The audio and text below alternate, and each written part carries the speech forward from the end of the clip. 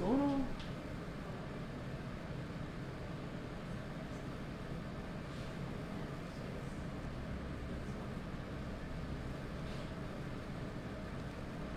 Did you break it, Kate?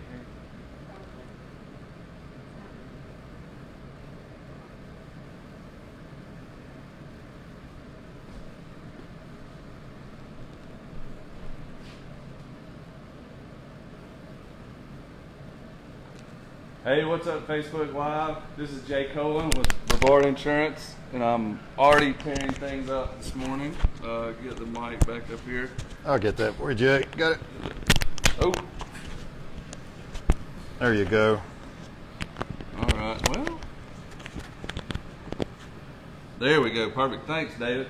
We're here today at Headwaters Outfitters and the Forks of the River Tap Room, and I'm with David Whitmire. We're both super excited because it is fall and there's lots of great hunting and fishing opportunities. And If you're a sportsman in Transylvania County in the fall, Western North Carolina fall, no better time of the year to be out there. We both love to mountain bike, canoe, but you throw in the hunting season together, what a great time it is. Yeah, we've got French Broad River, you can hunt, fish, all kinds of things happening. And the weather we've been having the last week has been... We call those Chamber of Commerce kind of days. The last 7 days have just hit the total Carolina blue sky. Starts off about 45 degrees, gets to mid-70s. You can't beat it. Perfect for lots of activities and stuff. You know, you guys run a lot of fishing trips out of here, and we were kind of talking about safety and stuff in the woods. And do you have any tips and stuff for the fishermen or people? Yeah, anybody out in the woods now, over half of our county is public lands. So over 52% of the county's public lands. That's the Pisgah National Forest, Headwaters State Forest, DuPont. So we have tons of public land, and we share those with a lot of different users. And you may be fishing, you may be mountain biking, walking, running, just in picnicking. Everybody shares that with the sportsmen as well. And I'd just like to touch on a few things because Monday morning is the opening day of muzzleloader season. Okay. Now, deer season opened archery season about 3 weeks ago, but you don't have to wear bright colors during archery season. It's a close range sport. But when you get into muzzleloader season and gun season from actually October 4th till January 1st, there'll be active big game season in the county. And I just really like to mind all the fishermen, the other folks out in the woods with the hunters, because the hunters have to wear a hat like you got. You got to have orange on.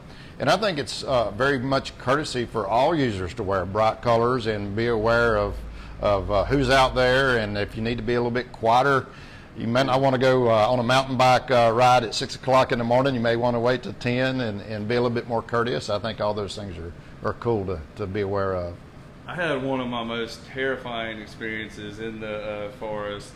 I was actually mountain biking. It was late evening and I was going on a night ride, and I had ridden up back into Avery's Creek and going up the gravel road, and I was planning to go. I started during the day and I was going up, and I was on one of the logging roads, and I was coming around a corner, and it was dark, and I had just turned on my light, but I was slipping up the woods, and I don't remember who was with me, but somebody that was muzzle loading hunting had come down from their stand, and they discharged their muzzle loader.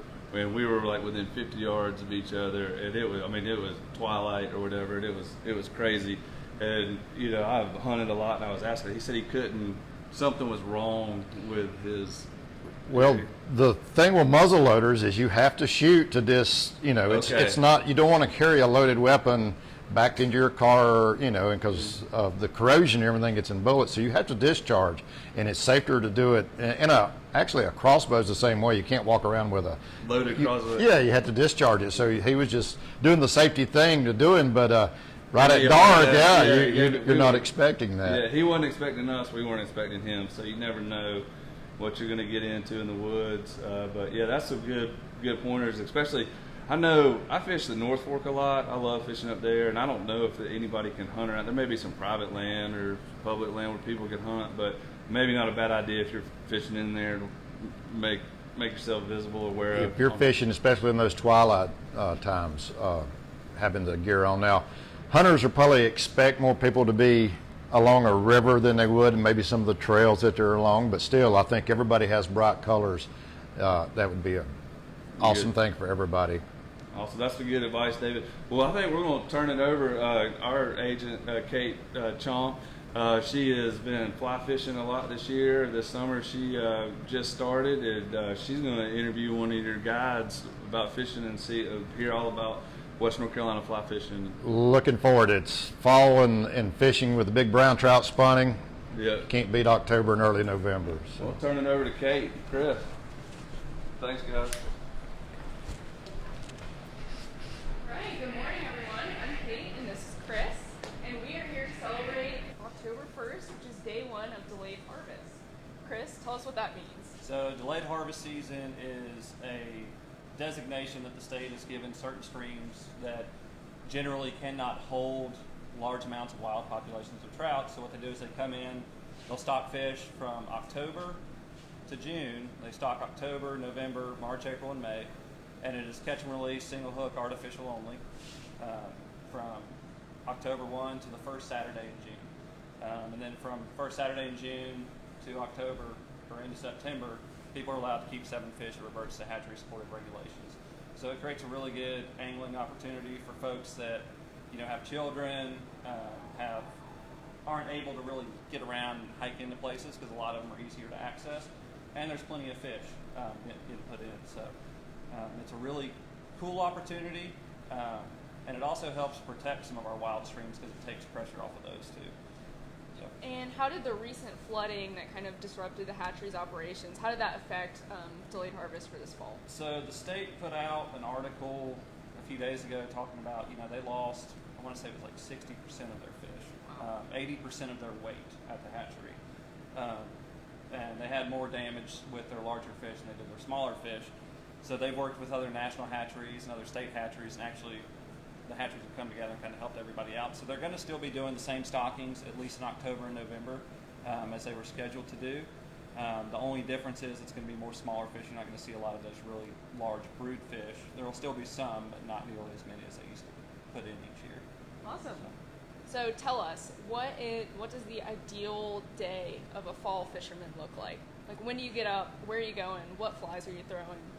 And for me, it's waking up just before sunlight, stepping outside, it being cold enough where I've got a jacket and toboggan on, and going and hiking in to one of the streams around here and just enjoying the day without seeing anybody.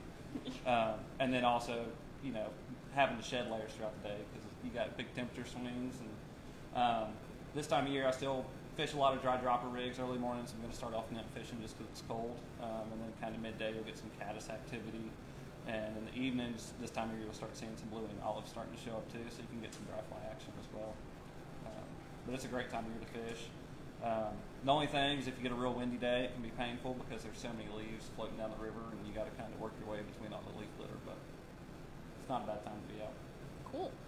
All right, and I understand you guys have some exciting community events coming up. Do you want to tell us about some of those? Yes, we've got on October 10th, we have Paddle to the Pork. It'll be Pretty Little Goat Band and Soul Driven Train playing down our campground. You guys can paddle into it, or you can drive in. We've got some tailgating tickets. We've got general tickets. All that can be found on our website and on our Facebook page. And then we've also got the Forks of the River Fly Fishing Festival on November 13th. That'll be from 2 to 6.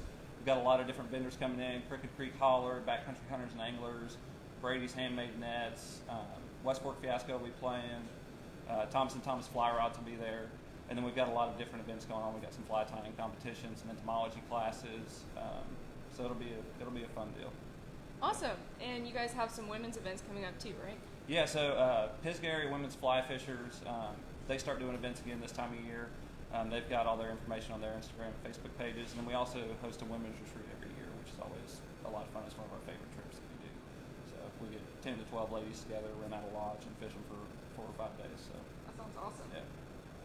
Cool. All right. Well, now we're going to have fly fisher Brad come in and give us some tips, maybe ask some questions about fly fishing in the fall as well.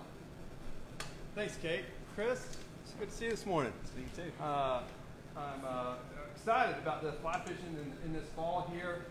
I think I've got all the necessary gear. I mean, just at the first glance, what do you think?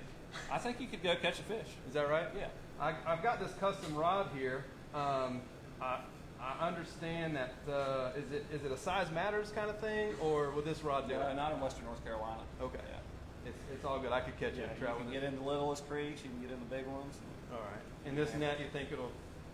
You know, the size of fish you'll probably be catching might fall through those holes, so you might want to invest in one of Okay. those smaller So I ones. need a little tighter knit there on my net. Okay. So as you can see, I've got my custom fishing shirt on here. It's UV protected, along with my hat. That's going to protect me. Which of these fish do you believe I'll be able to catch up here in the river? No, I mean, we don't see too many of those saltwater fish up here. We got all fresh water. Where are you from? Freshwater. Well, we did a lot of fishing in Florida. I got you. In Florida. So in order to get out on the river, what time does the waterfalls turn on and the water start flowing? Well, you know, it's funny you asked that because we get that question quite a bit. And these are natural flowing rivers. These are all freestone rivers. They're always flowing. They're always they're natural. Oh, okay. Yeah. Oh, okay. I didn't realize that. In this time of year, from what I understand and all my sources, experts, they tell me that really the best thing to use is some corn. Hey, corn will catch them. Corn will catch some trout. Is that your preferred bait on a Only fly on a rod? tough day. On a tough. On a tough day. So there you have it right here, folks. Live at Headwaters. Corn will catch fish, but only on a tough day. I'm gonna leave that right here in case you need that today, Chris. Yeah, thank you. So tell me a little bit more about this community stuff. You had me at fishing, but really I'm interested in the ladies. How does that work? Well, you know, it is a ladies-only group. Oh, So well, you could, they fish a lot of public waterways. You might be able to talk to them and get an idea of where they may be if you're going to try and meet Okay. someone or make some friends out there. well, I'm sure they have a lot of good tips for me. Or if they they- might need a guide. I think after this conversation, I might be a good candidate. How do you They feel? could probably all guide you pretty well. You're probably right. I appreciate that, Chris. Any other tips for any novice fishermen? Not that I'm one, but You know, one thing you want to do is be sure that you just check the regulations on the water you're fishing. You know, Okay. corn catches fish, but it's not legal to use everywhere. oh, So- and no dynamite. No dynamite. Car batteries, depending on where you are, a little. No, I'm just kidding. No, none of that stuff. All So, right. And do fish swim upstream or downstream? they go either way. So depends on high water. They tend to. Mind blown. Yeah, they tend to hang tight. That's one thing with trout. A lot of people think is they're constantly moving. They tend to be kind of residents in certain stretches of the rivers. They'll move around during spawning times to get to spawning grounds. All right. So, And is it okay to fish at night? in some streams, it is legal to fish at night. Really? Yeah. Spotlighting, all that's okay. I'm not sure about any regulations on spotlighting, but there's all the old timers talking about the Nantahala. They would go and hang lanterns in the Nantahala Gorge while they fish. Okay. Yeah. All right. So, Very good. Well, I think I have enough tips to get started. I'm going to post. Can I post my picture of my trout on your Facebook page? Sure. Or all right. You guys look at Headwaters Facebook page. I'm sure my fish will be on there pretty soon. Thanks, Chris. Thank Hey, you. we want to thank Headwaters, Forks of the River Tap Room, Chris, Jessica, and David. Thank you guys today. Tonight, we're down here in Rosman. Rosman football is going away to Madison. So good luck, Tigers. Go out there, Coach Robinson. Y'all win one. And we're looking forward to a lot of community events here. Don't forget the Halloween Fest is coming up at the end of October. Bard Insurance is sponsoring that. So you guys have a great day. Thanks for joining in.